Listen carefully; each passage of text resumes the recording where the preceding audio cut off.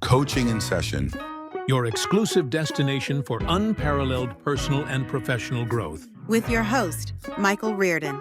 Whether you choose to live within limits or break free, your mindset journey begins here. Shane Jacob, we have an easy day today. We're going to be talking about your work.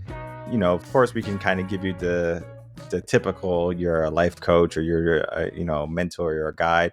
But the work that you do is so much more than that, because your journey is not one of only good moments and of successes, but moments where you have learned that this might not be great, but I can still make the best out of it. So if you could, can you tell the audience who you are, what you do, of course, and how you help?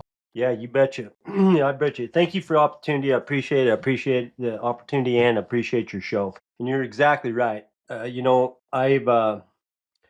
was asked one time to accept the idea that life was going to be half and half. It was going to be full of as much opposition as it was good. And I didn't like that idea. And I don't think most of us do, because I think that we're so much conditioned to feel good and to do things that feel good. I mean, naturally, right? I mean, our brains are drawn to seek pleasure and avoid pain and conserve energy. And so that's the way that kind of our default goes. And so I'm going to back all the way up. It's been quite a while since I was a teenager and a young man, but one of those in that time frame for me, I had noise in my head, and the noise in my head said, hey, you're not quite the same. You're not as good. You're a little deficient here. You're not measuring up. They're better than you. You're inferior. And so I don't know where that came from. We all go through that to some degree, and as we develop and come to develop beliefs about ourselves. But to me, it seemed like it was pretty disturbing, and I didn't have any like trauma to pin it on, or I don't really have any. I thought I had a pretty good family life. It doesn't really matter where it came from, but that was what was happening. I really tried to fit in, I didn't feel like I could make friends easy, and was very uncomfortable around groups of people, and super shy and, withheld and inside. So I really tried to fit in, and I did pretty good at sports, and I was a decent student, but nonetheless, this noise is still going inside of my head. And like I said, it didn't feel good. It was very uncomfortable, and I didn't know what to do with that. I mean, how would I know? But I was about 16 when I found the solution, and I found the answer, and that was alcohol. Of course, I thought that I found the solution. To me at the time, hey, big game changer. I felt better, and it was easier to relate with people, and so on and so forth. And as a result of that thought process, eventually, and it didn't take a long time, but over a period of time, I progressed into, I became a complete alcoholic. And I mean for a long time. And I mean, you want to talk about some times, I spent a substantial amount of time locked up behind bars. And even worse than that was the pain and suffering and destruction of the trail that I left behind me for so many people. And so the cycle was, as you can imagine, this is a familiar cycle. I feel bad. I drink alcohol. I feel better.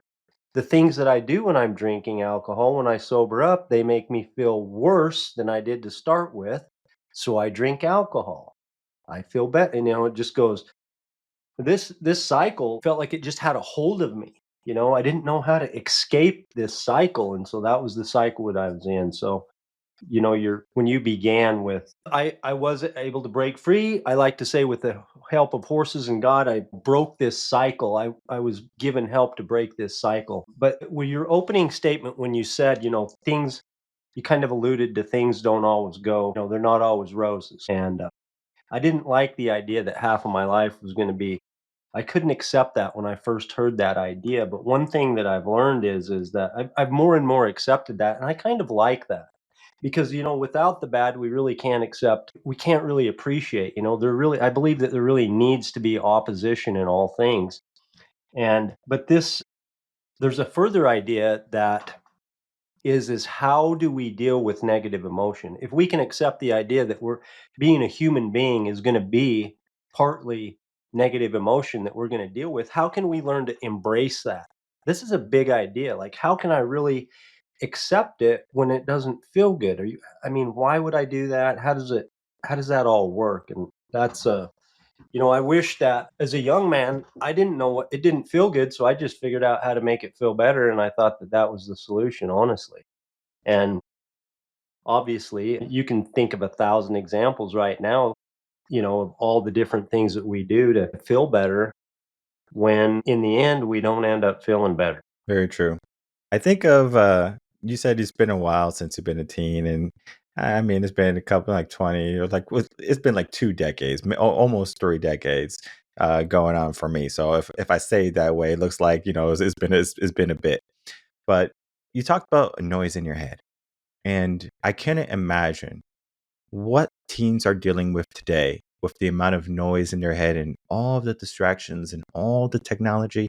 I mean, when I was growing up, I mean, social media wasn't really a thing. MySpace was the first thing, and that was when I was in high school. And then Facebook came when I was in college. And now, I mean, it has gotten overboard with all of the TikToks and shorts and Instagrams. And I mean, like, this is like an overwhelm for me at this point. So I have an assistant that does my social media. I can't handle it. But I couldn't imagine the teens today with how much noise they have in in their mind. And I know you do work with teens and helping them on this path or this area of their life. What's your take on where teens are today in this world that we're living in? Yeah. I think that you and I and teens have the most evolved and developed brains that have ever been, you know, that have happened on this planet. And I think it's so far, and I think it's a good thing because there's so much information. And, just like you described, we have so many more choices, so much more information available, so much more stuff coming at us. And if it's coming at us, and it's easy to get lost in that, and to if we're not purposeful and intentional what to do with it, because it's very hard to navigate. It's hard to navigate. It's hard to know what to do with it all. And one of the things I hear a lot from parents is that we feel so overwhelmed with it all. And if you look back over history, this is just one example of more media, more videos, more shorts, more reels, more really just screen time. The invent of these supercomputers in front of our that everybody has one in their hand is it's another challenge with this screen time of what it all means. But one thing that hasn't changed in my time and in your time, and I don't think is going to change, and that is the challenges are going to be a little bit different, I believe, and maybe they seem so much more intense now than they were. Maybe that's true, maybe it's not, I don't know. But one thing that doesn't change, and that is that you and I and everyone watching or listening, we have the same core emotional needs. And we have the same the human experience is kind of similar in that one thing that's going to be a constant, according to me and a lot of people that I follow, is that the beliefs that we hold to be true about ourselves are going to have the biggest impact on our results in our lifetime. And so, as we hopefully become aware of how to manage the noise, the chatter, all these, there's many estimates, but one estimate is that we have 60,000 thoughts per day, going through our mind. Well, so what's a thought? A thought defined as a sentence or a phrase that goes through our mind, that's in our mind at a given time. 60,000 per day? I mean, talk about busy. I mean, that's a lot of stuff going Hmm. on. And so, I mean, obviously, we 60,000 is probably way too much to manage. I'm lucky to get a few intentional things done per day, but being a young person today is certainly challenging. It's certainly challenging, but I think that if we focus on the core things, that they're going to stay the same. And so when we talk about, if the children can focus on those core things, what would be those core things that if they focus on them, regardless of the noise, regardless of technology, regardless of the media, regardless of what's happening in the world, they're going to stay on track to, be focused on their goals and to focus on being deliberate in thoughts that are going through their mind and not just the random Yeah. 60,000? Yeah, it's a super great question. Like, where am I going to focus? Where do you even begin? There's so much. I've kind of narrowed it down to just a couple, but I believe that the primary one, at the very core inside of all of us, at the very root, if you will, is our beliefs that we hold to be true about ourselves. Now, let's just say that I haven't sat down and decided what those beliefs are, and I'm not actively working on developing beliefs of my choosing. Let's just say that you're like, "What the hell are you talking about, Shane?" If that's what you're thinking right now, that what happens is that subconsciously, as we go throughout life, this supercomputer, and what I'm pointing to, if you're listening, is the one between our ears, the one behind our eyes, your own individual, amazing, unique supercomputer is calculating and giving you thoughts that are changing over time the things that you believe to be true about yourself. And so a lot of times that we can go through our lifetime with this amazing tool that, in my opinion, puts any device that has been created, any real, what we call a computer today, that our brains are so much more sophisticated that I don't think that AI or anything will ever create something more magnificent and more powerful and more than and you have your own unique one, which is kind of an interesting concept. I mean, even identical twins have, slightly different, their own brain, slightly different DNA. And then we all have our own individual experience. So everything that's been input into our supercomputer, our own personal one, is slightly different. And so I believe that the really the focus can be that, as we go throughout our life, all this input, it kind of goes like this. We're going along, and Michael says something to me, and I'm like, "Ouch, that kind of hurt."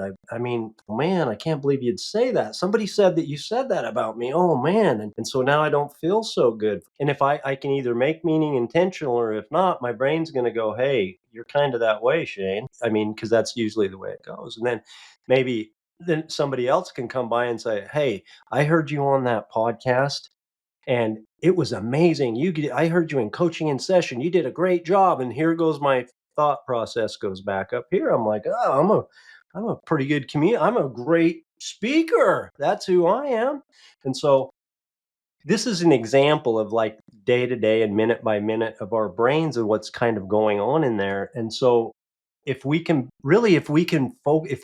begin to understand this process, and then to become intentional about, a lot of people don't even know that we can really choose or change thoughts that we have about things and where the responsibility lies. And so I believe that the primary focus should be on what we want to believe about ourselves. And I'll tell you why. The reason is, first of all, it's where our results are going to come from, right? We're going to have a better life. And as importantly, or more importantly, the things inside us that we believe about ourselves is is coming out in ways and feelings and thoughts and actions to all the people that we deeply love, and it's how we make our contribution to the world. So to me, it's absolutely primary to focus on how we feel about ourselves. And what I mean by the beliefs, I'll just wrap it all up into one thing, and I'll call it what we believe about ourselves. And what I mean by that is all these concepts: self esteem, self confidence, self image, your relationship with yourself. All of these things I'm saying are things that you believe to be true about yourself. And those things influence everything in your world.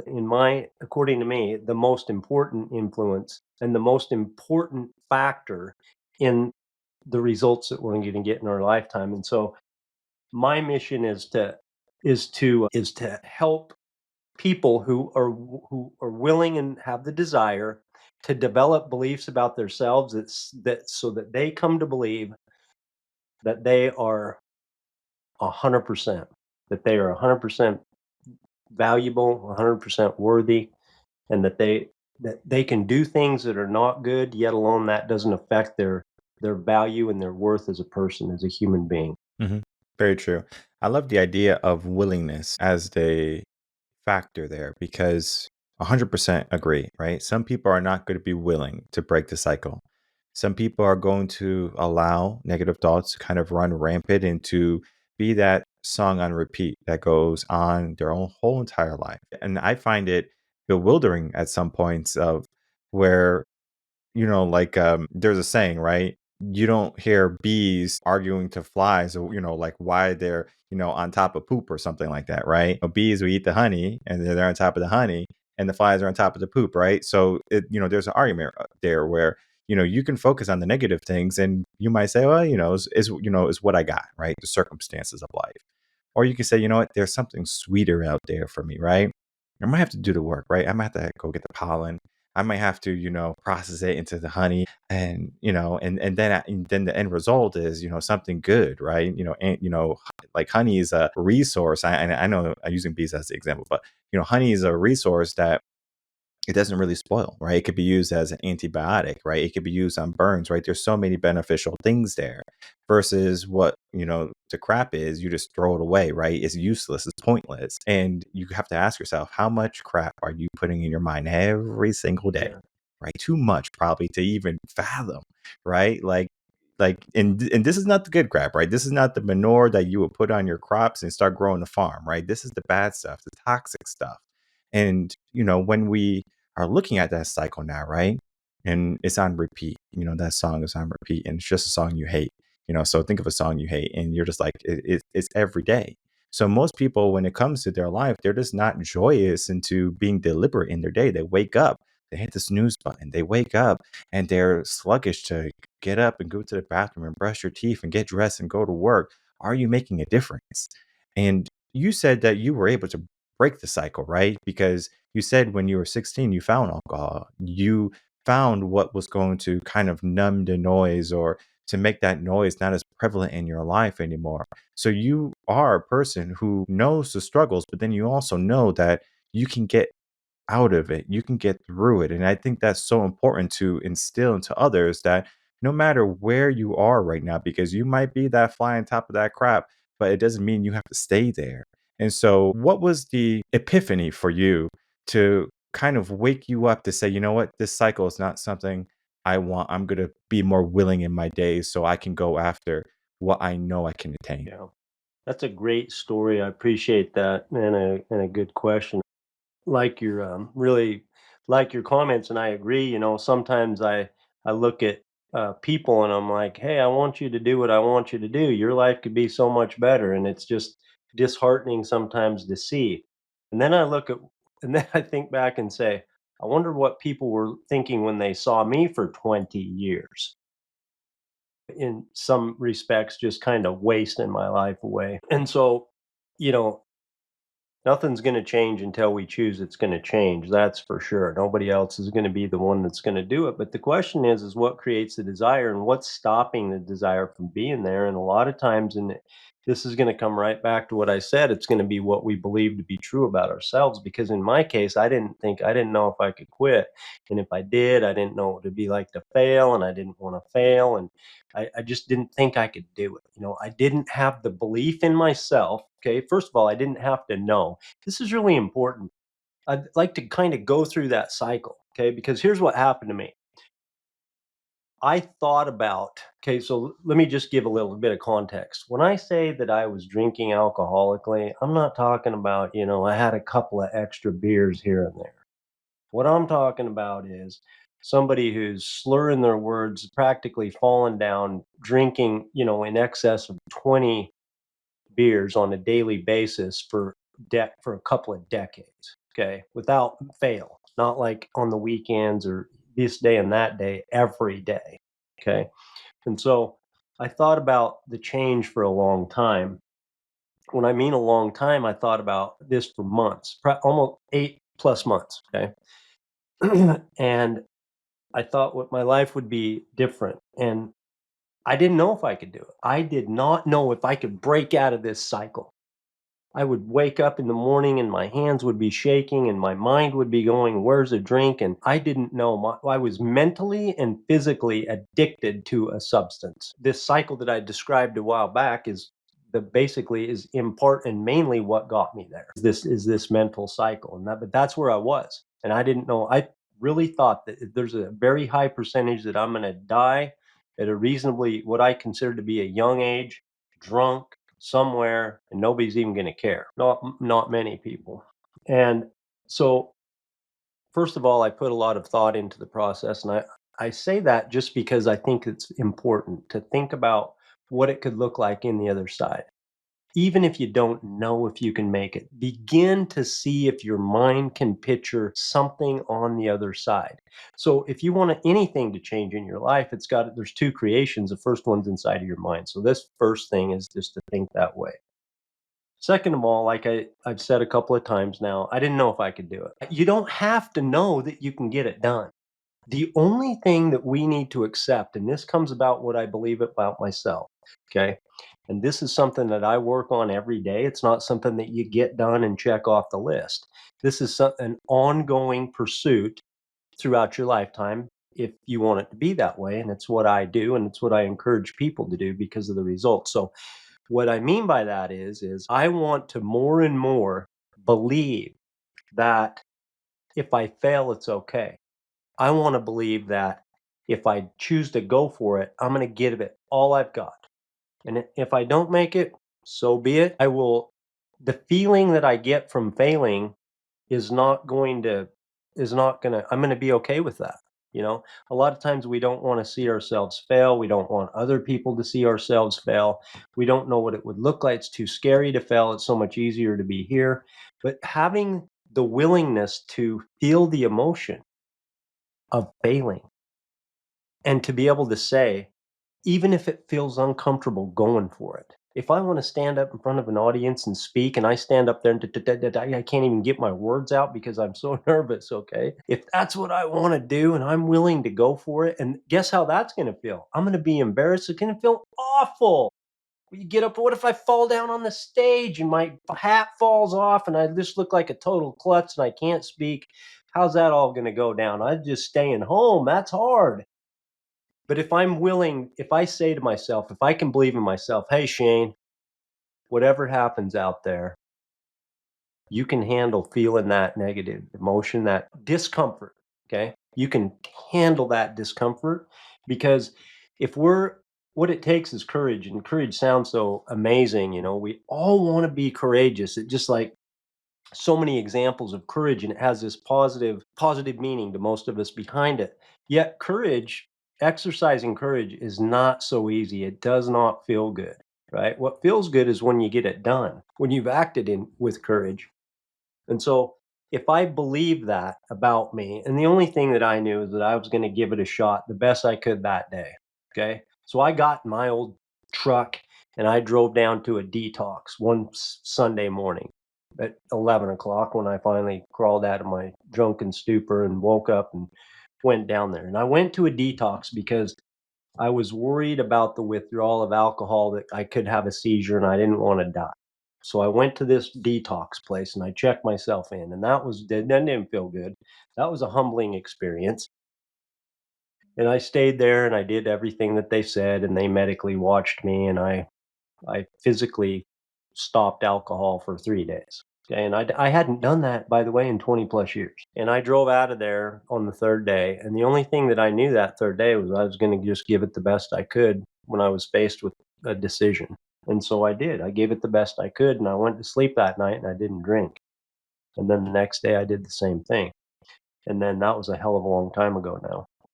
And every day I've done that, and then it's changed, right? We think it's going to be the difficult. A lot of times we can't see the long term is going to get better because we're so in the midst of the way it feels right now. But over time, it's definitely changed and got better, and that's the thing to know. So back to your point, because I'm with you 100%. The desire, where's the lack of desire coming from? It's coming from the only thing that you can ask of yourself, and I hope that you do, is that if you seek and you want something, to go for it while you're breathing, because you can handle what it feels like even if you don't make it. Hmm. Thank you for sharing that story. It brought up a scenario in my mind because I know there's some people who would go on the path of recovery or detox or whatever the term, right? Like everyone has their favorite terms in trying to become a better person or fix themselves. Again, the terms are, there's so many synonyms. And I think of a person who might have went 3 days, 4 days, 5 days, but then they had a relapse. I know it wasn't you, but if the person did have a relapse, or if someone did have a relapse and they fell back into it for a period of time, what would be something you would say to that individual to kind of get them, to experience the days after the detox again? So it was day one again for them instead of going 20 more years of the same routine. Yeah. Yeah, that's a super good question. There's a lot into that because, you know, it's a huge question. I think the bottom line is really a couple of things, and that is first of all, that I want to more and more embrace negative emotion and to accept failure as part of the process, part of the process. Just because I didn't relapse, okay, doesn't mean that I didn't have a hell of a time making this happen. It was not a simple transformation, and it was a transformation, okay, because everything I had, it was part of my being, all of my friends, where I spent my time, the way my thought processes, my patterns, my routines, my life had to make a total switch. And people, we do that all the time. We see it with weight loss, we do it with all kinds of different substances, we do it with fitness, we do it with our own personal schedules and the commitments that we decide to keep to ourselves. Oh, I'm going to start waking up at X time, or I'm going to go to the gym. I'm sure you see this a lot, right? Here's my thing and I'm on it and I'm going to go for it. Well, failure is, I think we just need to embrace failure. That's part one, is just say, hey, man, I'm setting myself up to fail and I'm going to go for it. That doesn't mean I'm going to fail on purpose, but if it comes, I'm going to welcome it as a piece of the stepping stone to get where I want to go. Then the second is, it comes back to what I believe about myself. How can I, and by the way, there are in stable living coaching, and you know some of these too, and we all know some of them, but we really focus on 7 habits to develop beliefs about ourselves. Because here's what's going to happen. If I'm going to, when I fail, if I quit and just say, man, I tried it and it didn't work, and that's just going to be the way I am, and that's the way it is. Okay. I tried that gym thing. It hurt. I was sore the next day, and I'm done with this, it, it, um, and so it was easier to go the other way. And so I think that we just need to believe in ourselves, that if we can to embrace discomfort, one thing that we do in our life, this is something I've really just been focusing on just recently, just the last few days or the last week. And that is that it's just the idea that, I mean, naturally, it's not that we're defective, but we all are seeking pleasure. Our brain is driving us to seek pleasure. We want to feel good. We want to be happy. We want success. We want everything to be good all the time. And that's not the way it is. I don't even believe that happiness should be the goal of the way that we want to feel all the time. And I'll tell you why. Okay, I'll even take it a step further, because I believe that the feeling of joy, the way that I define it, it's like a up level. It's a step up from happiness. Okay, so I'll say, if joy is kind of the one of the ultimate ways that I would like to feel, or you would like to feel, if we want to seek to have joy in our lives, it's a total paradox, because the way that you get it is, you don't get it by drinking alcohol.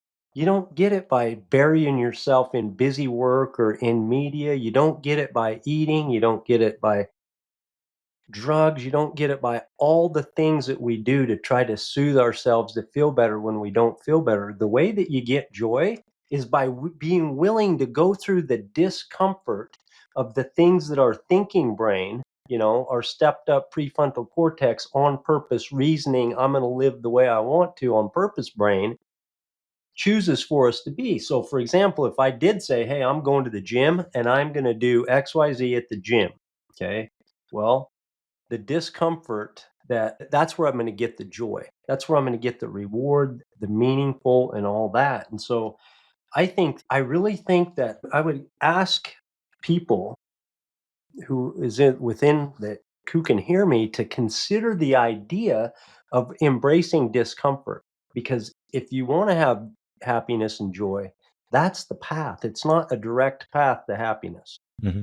Yeah, I think of like the whole idea of there's so many failures that can happen in your life. It's not just I relapse on drinking, right? It could be I relapse on my New Year's resolutions of gym or being there for my family or whatever it be, right? There could be so many things. In all of this is just a concept of we have a choice to make. I think of when you're on the treadmill or something and you're running, your brain is telling you to stop. It's telling you to press, slow down or something. It's telling you everything but to keep on going. You have to be purposeful in that mindset of I'm going to keep on going because all your warning signs, all the bells and the whistles are going off, fire alarms going off, and it's saying stop, right? Because it doesn't know, right? The brain doesn't know if you're in danger, right? Like it doesn't know if something is going on. Physically, we know what we're doing, maybe even, consciously we might know to a degree, right? We know we're trying to get in shape, right? What does that mean, right? Maybe getting in shape for you means you want to be able to live a long life. You want to be able to run around with your kids. You want to be able to run from a lion if it starts chasing after you. And that fear of a lion is the same as going on stage for public speaking, right? The brain is structured in a way that is not beneficial to us sometimes, but yet it could be our greatest asset. So when we're looking at, our mind, personal development is one of those things, or just coaching in general is one of those things that we have to be deliberate in, right? Because when you're investing in yourself, it's easy to invest in the idea of a dream, right? The American dream, right? To go to school, and I'm talking about all the way to college, get a job, buy a house, get a mortgage, 30-year fix, whatever it is, have a couple kids, right? And then that's supposed to be happiness, right? Right? Or joy. And then, people they get to that point and they're like, this is not what I thought it would be. And I can't imagine how many people get to places in life where they thought the view would be so amazing, or like everything would be grandiose, and they realize that it's not exactly what they were hoping for. And when we look at, personal development, or we look at coaching from a standpoint of, taking someone from where they are to where they want to be, it is a journey, to say the least. But it, you know, it is something that many people they shy away from because of cost, maybe, or because they believe they can do it themselves. Right. Because I'm sure someone says, might have been in a similar situation and says, yeah, I went cold turkey on cigarettes. I went cold turkey on alcohol. But then there's some people said how to go to A, how to go to a detox center. So there's different people, there's, different walks of life for different people. But when it comes to, someone, stepping into, this realm of, trying to change themselves and to get a guide, to get a mentor, to get a coach, what is that inception for that person looking like? Like, how would that person know that they're ready for change and that they're going to be willing to take deliberate action to, be willing and to fulfill their desire for that change, rather than to say, what would be nice? Some change, but they don't take action in it.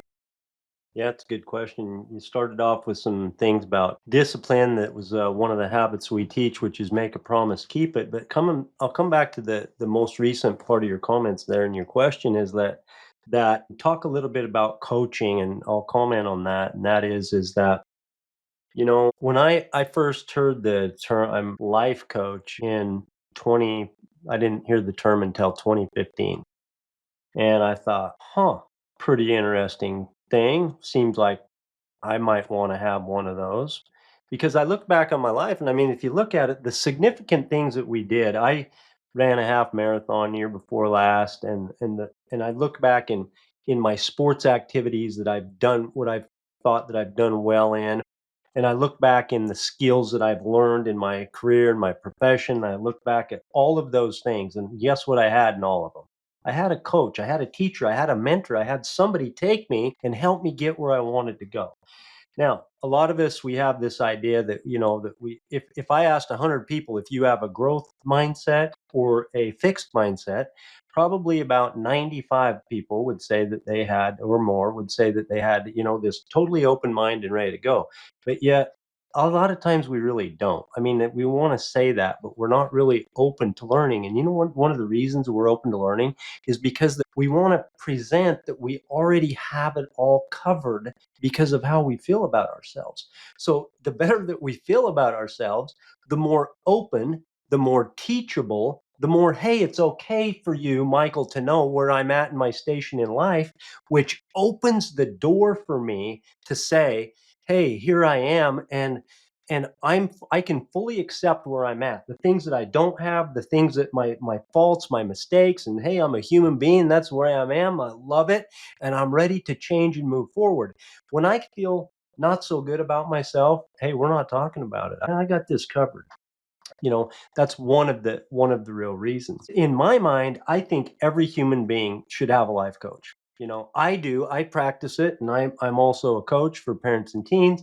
But my wife and I both meet with a coach. I have business coaches. I mean, I believe that it's how we get to, like I said, if you will find the same to be true. If you look back at the significant accomplishments in your life, chances are they weren't single-handedly you, right? You had to get the information or some help or somewhere to go. And when we talk about mental health, a lot of times, you know, we like to think like, do I have a fixed mindset, or do you have a lot of confidence? We like to think that we're pretty confident and we're pretty this and we're pretty that. But a lot of these things aren't something that you just check off your life's list and move on to the next thing. Either we don't understand it. There's so much available in this world. And really, I think where it begins is how we feel about ourselves, because I think that the more that we accept ourselves, which, by the way, is a hard concept to get. For me, let me just say for me, okay? For me, this idea of self acceptance, I'm like, okay, I don't like my results. I'm not happy with where I'm at. And you're telling me that the solution is to accept all of that. I just couldn't make it make sense in my mind. It's like personal improvement, yet I'm supposed to be happy over here. I reject where I'm at, you know? But the truth of the matter is that's another thing that I will call it a paradox, because the truth is the more fully that I accept me as I am, it opens this doorway and the pathway and lets the improvement flow. And the other way is I'm subconsciously blocking my progress. I never get as much or as fast or as I want, or the progress that I want when I'm doing this. So when I think it comes down to desire to have a coach or when am I ready, I think if it depends on what we really want to go for, and if we can see ourselves for what we are, and what we are, and I hope that everyone will. I would encourage you to go with my thought on this. Just consider it, okay? Because what we all are 100% as you are. And I mean, regardless of what you've done that you're ashamed of, or you wish you wouldn't have, or you're embarrassed of, or whatever. And I mean, regardless of what you've done. Now, I've done some stuff we will not talk about here today. We all done a little something, okay? And regardless of what you haven't done, and regardless of what has been done to you, because sometimes human beings do things to each other that are not kind, to say the least. Regardless of any of that, I would ask you to consider the fact that you are 100% valuable regardless of that, and to do the best you can to learn to separate what you have done or what has been done from you with your value as a human soul. Because the more your invaluableness, your pricelessness, the more that you can really internalize that. And that's something it's a constant thing that I'm working on myself. I could ask you to consider to do the same, because the more that you can come to believe and know that and have it be a solid core belief of yours, is the more that you can open up to be empowered and to have progress, and really to be able to have more capacity to give to the people that you love, and to reach your potential in this short time on this earth that we have to breathe. Beautifully said. I know the journey is not always perfect. Many people, they think of perfect life, but what is that, right? What is a good life? What is a successful life? And all of these things are questions, right? That you have to do the work and figure out what is for you, because my perfect life or my good life or my goals might not be what are yours, right? And when you work with a coach, I found that, they're not saying, like, this is what I think you should do. It's what do you want to do, right? And oftentimes we have a hard time figuring out what we want to do because have been told so long from everyone else in the world what we need to do. And so when you get a coach, I think one of the greatest benefits is you create room for more insight in who you want to be, right? That deliberateness there is the key to that locked door that you're looking at right now. Because anyone can say, I would love to change, right?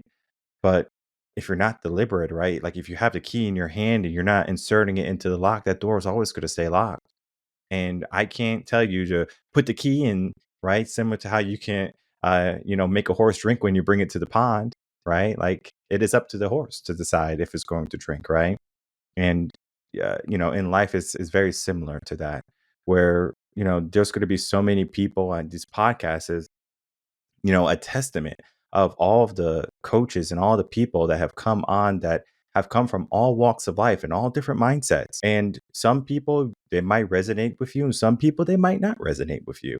And I say that because I know I'm not everyone's cup of tea, because I'm more of a spicy side, right? I'm going to look at results. I'm going to look at being deliberate, right? But then there's certain people, I know there's some coaches that I have spoken with that are big on emotional intelligence and being caring on your journey and things like that. Hey, everyone has their flavor, right?